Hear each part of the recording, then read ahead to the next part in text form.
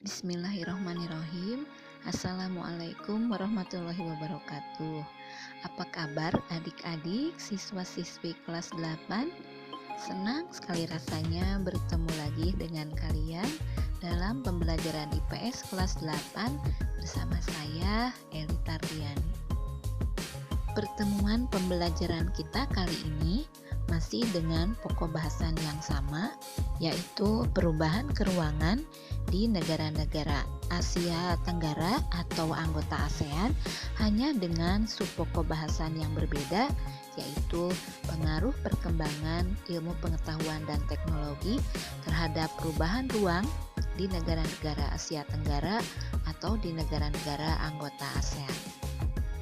Tujuan pembelajaran yang ingin dicapai pada pertemuan kali ini yaitu sesudahnya kegiatan pembelajaran dilaksanakan, diharapkan kalian atau siswa mampu menjelaskan pengaruh perkembangan ilmu pengetahuan dan teknologi terhadap perubahan ruang di negara-negara Asia Tenggara atau di negara-negara ASEAN.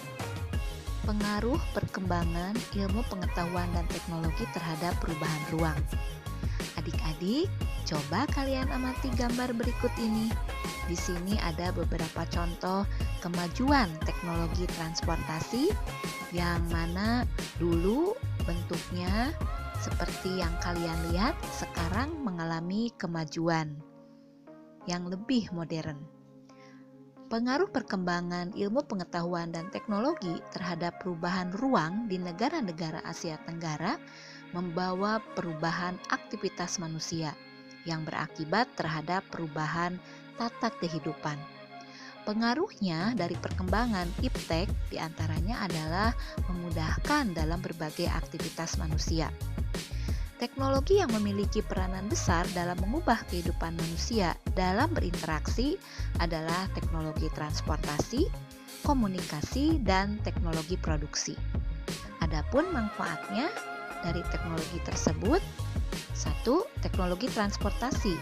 Manfaatnya untuk memindahkan barang dan manusia dari satu tempat ke tempat lain. Kemudian, teknologi komunikasi, manfaatnya untuk bertukar informasi dan dapat mengurangi jarak serta waktu dalam berinteraksi antar pihak. Dan yang ketiga, teknologi produksi yang manfaatnya untuk memproduksi sandang, pangan, dan juga papan. Teknologi transportasi. Teknologi transportasi mencakup berbagai bentuk alat transportasi di darat, laut, dan juga udara.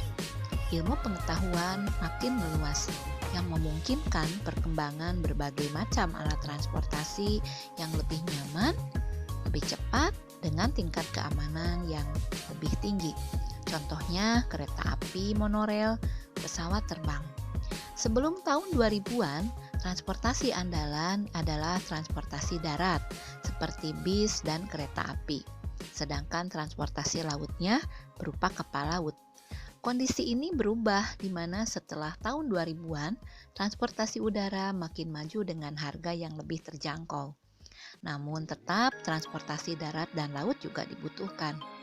Di negara ASEAN, alat transportasi tradisional juga masih digunakan, misalnya pedati, delman, dan juga beca. Perkembangan teknologi transportasi membawa perubahan aktivitas manusia yang berakibat perubahan tata kehidupan. Transportasi darat misalnya, banyak memberi alternatif perjalanan. Transportasi udara makin terjangkau biayanya. Transportasi laut tidak hanya sebagai alat transportasi, tapi juga sebagai sarana wisata. Berikut contoh perkembangan teknologi transportasi baik di darat, laut, dan juga udara. Perkembangan sarana transportasi membutuhkan ruang atau wilayah sebagai sarana maupun prasarana. Semakin banyak alat transportasi baik di darat, laut, dan udara, maka sarana dan prasarana penunjang seperti jalan, terminal, bandara, dermaga, pelabuhan juga makin mendesak pembangunannya. Pembangunan prasarana transportasi akan mengubah kondisi wilayah di setiap negara. Lahan produktif seperti sawah atau hutan dirubah untuk membangun jaringan jalan dan juga untuk pembangunan atau perluasan bandar udara. Selanjutnya, teknologi komunikasi. Komunikasi adalah proses penyampaian pesan atau informasi. Ilmu pengetahuan telah merubah teknologi komunikasi makin canggih. Teknologi komunikasi memungkinkan informasi dapat tersebar dalam waktu yang relatif singkat. Berbeda dengan zaman dulu ketika komunikasi masih memakai surat yang membutuhkan waktu cukup lama untuk sampai ke tempat tujuan. Perkembangan teknologi komunikasi sangat menguntungkan sebab dapat mengurangi jarak dan waktu. Namun di satu sisi berakibat merugikan karena mengurangi interaksi langsung antar anggota masyarakat. Perkembangan teknologi dan komunikasi berpengaruh terhadap berbagai aspek atau bidang kehidupan di negara-negara ASEAN. Di antaranya, yang pertama di bidang sosial. 1. Bertambahnya jumlah penduduk. 2. Kebutuhan alat transportasi massal makin meningkat untuk menghindari kemacetan. Yang ketiga, maraknya perdagangan manusia. Dan yang keempat, kerjasama antar negara makin meningkat. Yang kedua, dalam bidang ekonomi. Di antaranya, bertambahnya pendapatan negara dari pajak dan juga sewa tempat tinggal bagi pendatang. Dan juga adanya pajak dan sewa dari tempat usaha seperti adanya pusat perbelanjaan, wisata, dan sebagainya. Yang kedua, nilai atau harga barang lokal menjadi meningkat. Dan yang ketiga, barang-barang asing makin mudah untuk didapat. Berikutnya, pengaruh perkembangan ilmu pengetahuan dan teknologi di negara-negara ASEAN terhadap bidang budaya. 1. Terjadi akulturasi atau perpaduan budaya. 2. Perubahan sistem nilai dan norma. 3. Terjadinya kecenderungan gaya hidup hedonisme atau berpoya-poya. 4. Aliran atau paham yang bertentangan dengan budaya makin mudah masuk. Dan yang selanjutnya, pengaruh terhadap bidang keamanan, diantaranya 1. Gangguan keamanan suatu negara makin rentan.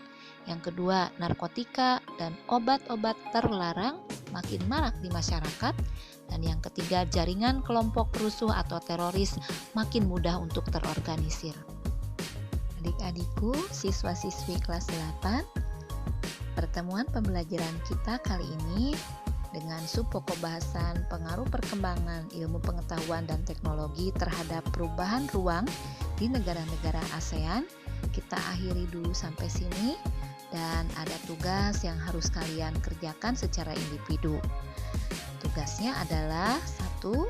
Jelaskan pengaruh perkembangan ilmu pengetahuan dan teknologi terhadap perubahan ruang di negara-negara Asia Tenggara. Kemudian yang kedua, jelaskan pengaruh perkembangan ilmu pengetahuan dan teknologi terhadap kehidupan budaya masyarakat di negara-negara ASEAN. Akhir kata, terima kasih atas perhatian kalian semua. Semoga kita masih bisa bertemu dalam pembelajaran IPS kelas 8 berikutnya dengan materi atau subpokok bahasan yang berbeda. Wassalamualaikum warahmatullahi wabarakatuh.